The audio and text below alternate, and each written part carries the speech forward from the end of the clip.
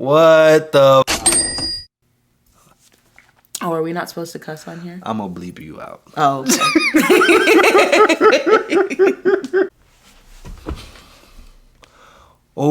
okay. I got a story for y'all. You won't believe what we discovered today. I'm gonna need my wine for this. I'll be right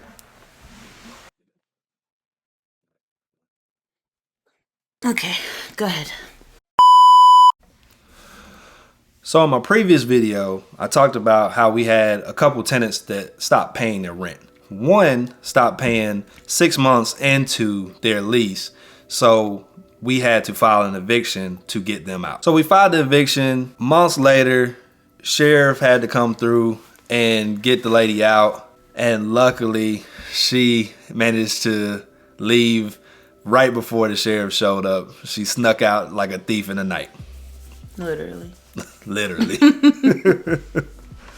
Stealing our money. Today, we got an application from our management company saying, I think this is a good one. Mind you, it's been on the market for like a month. Mm-hmm. We dropped the rent like $150. Mm-hmm.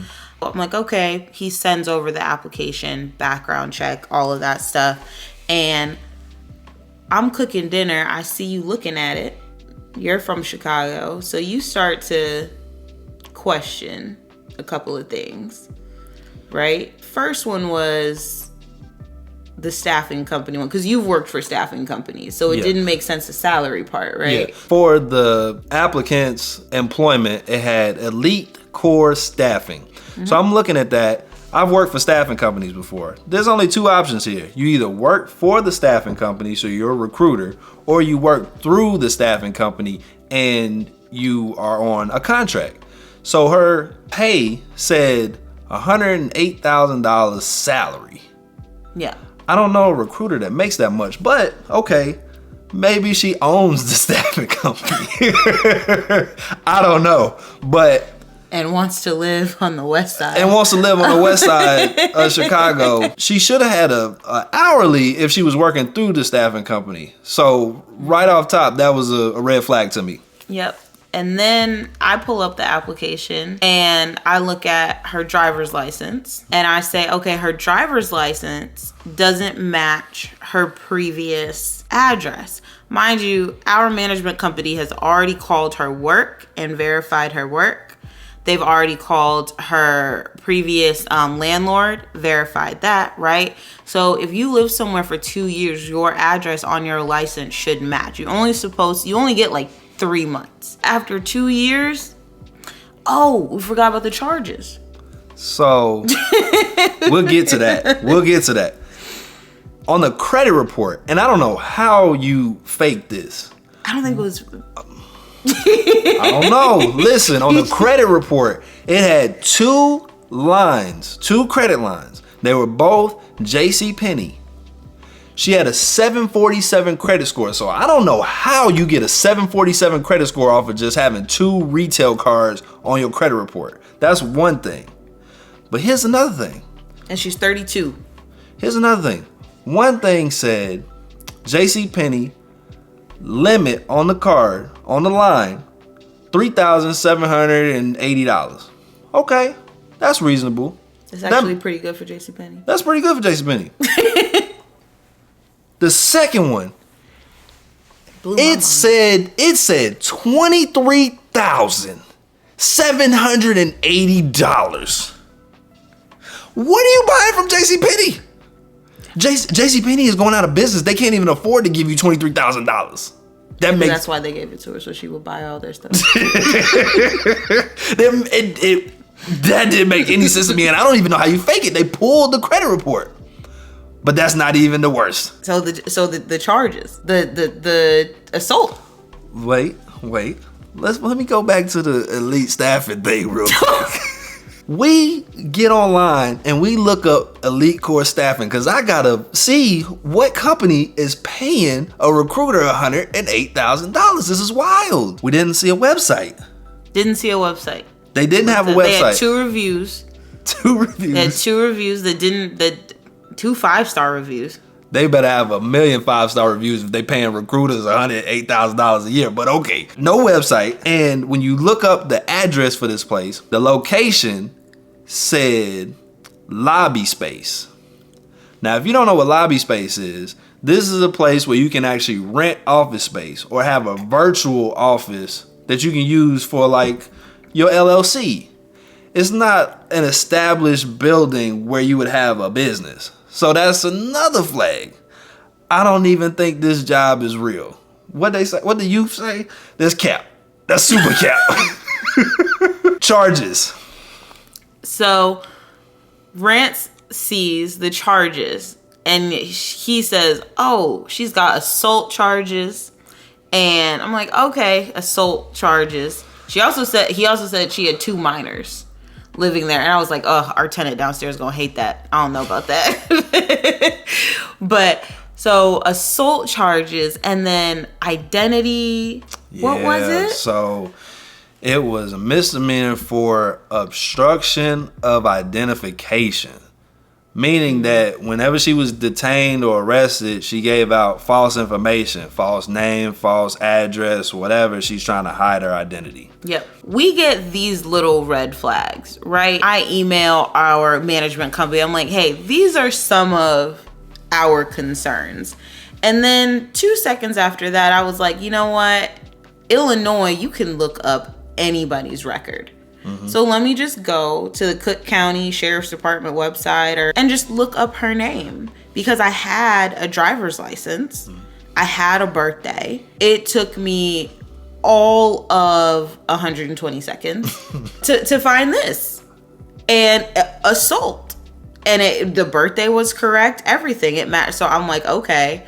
And I mean, people do stuff. You might have to get scrappy every once in a while. Yeah, I'm not going to hold that against anybody. 3 times, though? 3 times. And getting caught 3 times? The obstruction of identification is what bothers me, because if you're giving out false information there, what's stopping you from giving me false information when you're trying to get in a unit? Given where the previous tenant that we had, we were scared. We were skeptical. Sitting washing dishes or sitting in the kitchen, I was like, wouldn't it be some if I'm gonna call her Tenant E, the person we just kicked out. The scammer that we just kicked out. Wouldn't it be some if I pull up her old application and see the same staffing company? Because I knew that she put on there that she worked for a staffing company because I called that staffing company and tried to verify when we weren't getting paid and some red flag fraudy was happening. Some fraudy was happening. And I was like, wouldn't it be crazy? Pulled up the old application from the previous scammer. Elite Core Staffing.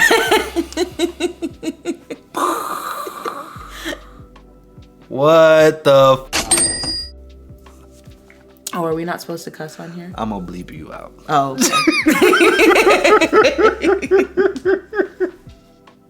Mind blown. So there is a professional company, LLC. Somebody's running a business that you can use to falsify employment records in order to get accepted into apartment buildings.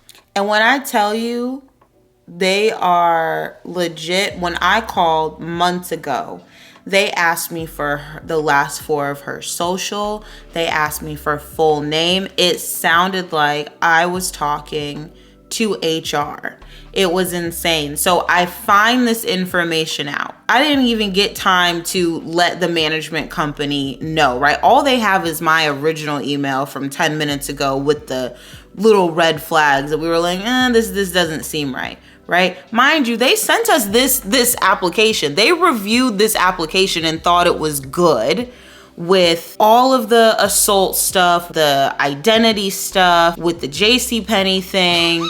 All of this stuff was just like, yeah, because they talked to HR. They talked to a previous landlord. I got a couple cousins I could pay to do that. Like, what did you actually verify outside of just talking to somebody, right? So they call us. And they said, yeah, we verified them and everything is good. This is a good one. This one looks good. And I'm like, no. Stop talking. Just stop talking, Stop please. talking. This is not right. This is not right. I said, did you see where the last lady worked? Did you see where the last lady worked? Tenant E. Elite Core Staffing. It's all a fake. And our management company guy said, no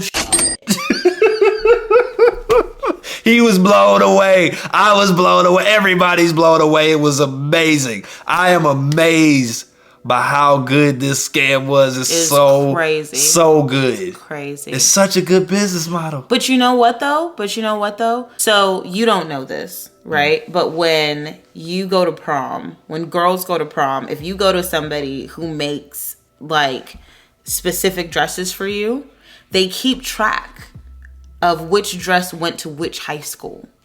So two people don't end up with the same dress in JCPenney dresses. They keep track of it. They keep track of it. So this company, that's where they messed up. There were 2 applications. To the same place. To the same. And that's what get them caught up. To the same. They had place. it. They had it almost right. They could have got us twice. It could have been the same. It could have been the same. It could have been the same person scamming us twice. Fool me once. Shame on you. If fool me, we can't get fooled again.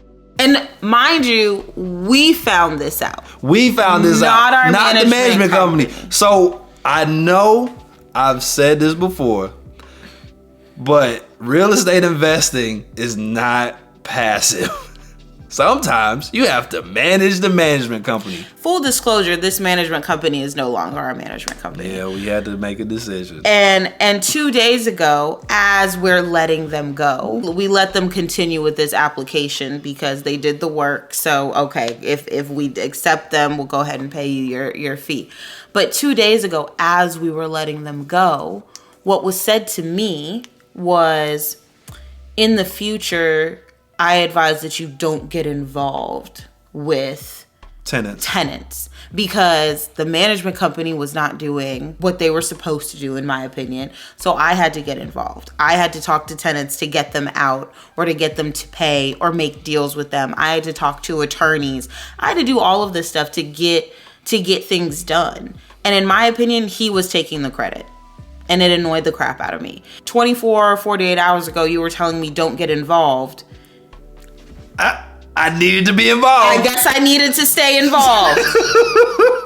I guess I needed to stay involved. My type A wins again. Oh man, another lesson for you. You gotta vet your tenants. You gotta vet your management company. You gotta vet everything. You gotta double check everything.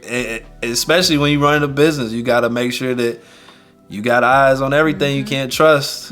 Even the people you paying to do stuff for you. You can't trust it.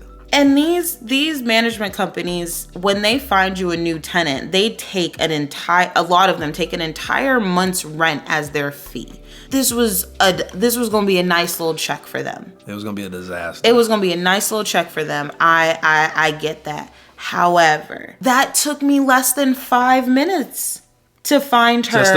Just to Google her background. To Google her background with the little bit of information I had. No social security number, no detective applications app that he uses. I Googled it.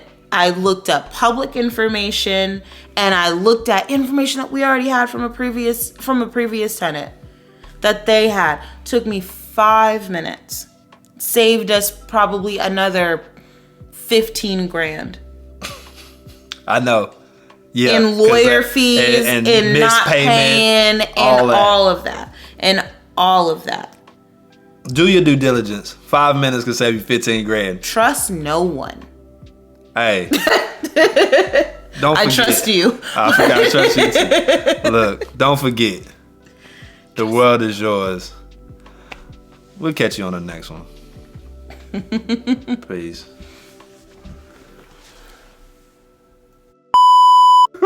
I don't say that. No, I like that. I'm leaving that in there. I'm leaving it in there. All right.